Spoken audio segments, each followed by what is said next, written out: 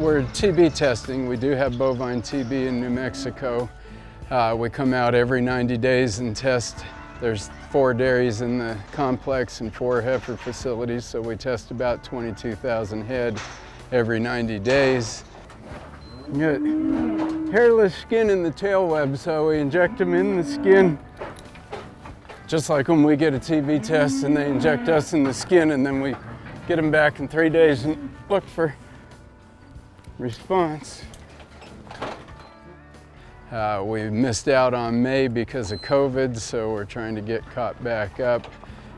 So we go through and we tuberculin inject every animal that's over 90 days old, and then read them in 3 days. And so we're out here for about 2 weeks at a shot. We've got a team here that's combined livestock board employees.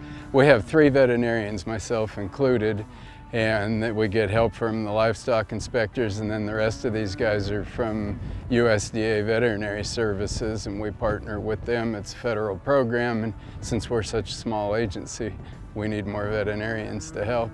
When we come onto a facility like this, we put RFID radio frequency ear tags in the ears of all the cattle, and it helps us keep track better of all the cattle on each premise. And the wand he's waving reads the tag. He's got a Palm Pilot that records the identification. First trip out, we give them their electronic tag, and we record all the metal tags, all the farm tags, any form of ID hanging in their ears. And dairy cows tend to have a lot more jewelry hanging from their ears than the beef cattle do. You know, some of these are purebred, so they have different kind of tag. But we record all their herd numbers, the RFID number, the metal tag numbers, so we can keep track of them. Animals will lose tags, so we want everything identified, so if they lose the radio frequency tag, we can still identify them for who they are. In the late 1800s, there were fever tick problems coming out of Texas. The producers of New Mexico were dealing with those issues, a serious disease outbreak caused by the fever tick, brucellosis, in livestock. And so the producers of the state got together and formed the Livestock Board in order to fight that disease, and created the inspection process that monitored cattle coming out of Texas strictly to keep that disease from spreading into and decimating the livestock industry in New Mexico. And so that was around 1897. And at the time, we were a law enforcement agency then, and we still are. We inspect about 2.5 million head of livestock a year, and that would be with a team of 50 full-time inspectors and about 60 part-time inspectors statewide. And so that's at sale barns, that's at dairies, ranches, feedlots, farm pastures, everything. We have two separate categories of inspectors. About 25 of our full-time employees are law enforcement officers, and about 25 of them are strictly brand inspectors. And so the ones that are law enforcement officers, within a year of their hire date, they have to be entered into the police academy. Larceny of livestock under statute is a third-degree felony, and it doesn't matter if it's a $50 goat or a $2,000 bull. Larceny of livestock is a third-degree felony, and so we still see quite a bit of it. We currently probably have 4 or 5 cases in the prosecution channels right now. 2 of those cases involved cattle that were loaded up at a New Mexico ranch and taking to sale barns in Texas. And so we've done a lot of work over the last 2 years trying to close that gap on cattle leaving the state of New Mexico and being sold in another state. And we've worked closely with the inspectors in Texas and the Texas Rangers to close that gap that we knew existed. And so we've had quite a bit of luck with that in the last 2 years. And so yes, rustling or larceny of livestock is alive and well. The agency is actually governed by a board, and it consists of 9 members. And those 9 members are appointed by the governor, and they come from all different aspects of the livestock industry.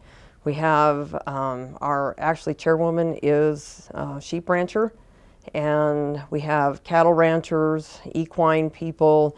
We have just a member of the public as well. And it is mandated by state statute that they come from both political parties. My years in the government has taught me that you need to keep evolving with time. And part of that, of course, is technology. And we're, our IT team, as well as Sean and Doc and I and our legal counsel, we are working every day to move our IT and our technology forward. During the last legislative session, they did mandate lapel cameras, so we have 90 days to enact that for our law enforcement officers. That law includes us as well. We're in the southern New Mexico border, and this is the largest animal crossing, live animal crossing in the United States. It's a facility dedicated for import and export of animals to and from Mexico, and also from Canada and parts north to Mexico. The reason we're here and the number of animals that we cross a year is, last year we topped it at 548,000.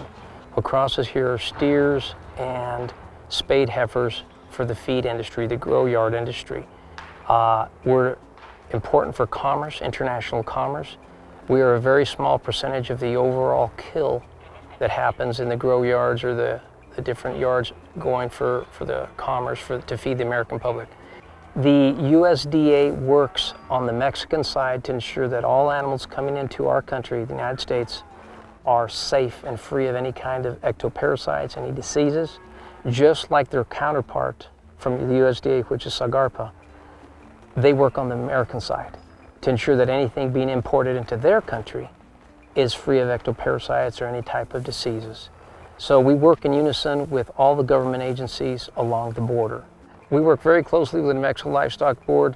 All animals that are brought over into this facility must have an inspection by the New Mexico Livestock Board inspector, and then they are, as to the point of destination, they get certified, and then they can leave the facility at night on board one of these pots.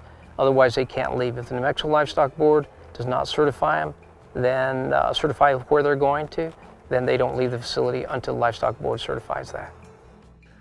Well, I supervise 10 to 11 inspectors, full-time inspectors.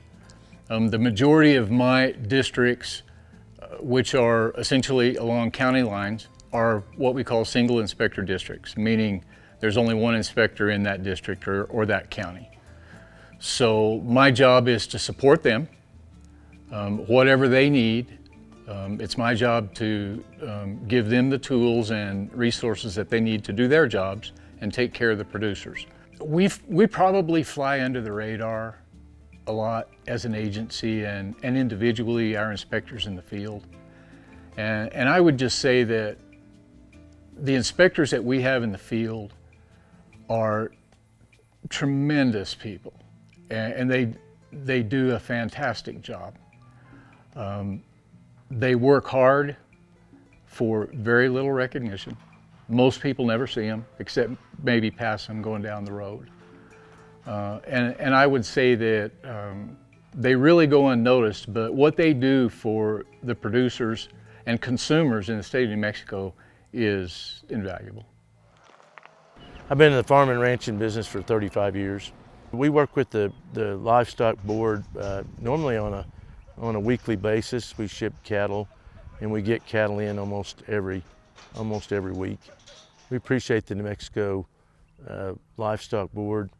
They make our job easy for what we do, and I've never felt like they were out here trying to hindrance what we were doing, and we've always gotten along with them really good. And we always, anytime we ship cattle, we call them and get them to come help or come out, and I feel like we just feel like they're kind of a part of the daily shipping, and we really appreciate that they treat us with respect, and they just come out and do their jobs, and they don't try to make it something bigger than what it is.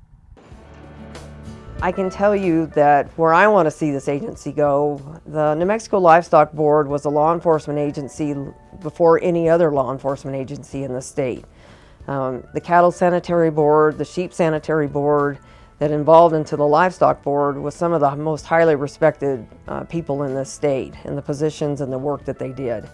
So I want to ensure when I leave here that we still hold that legacy, that we're highly respected throughout the state and people really appreciate what we do every day.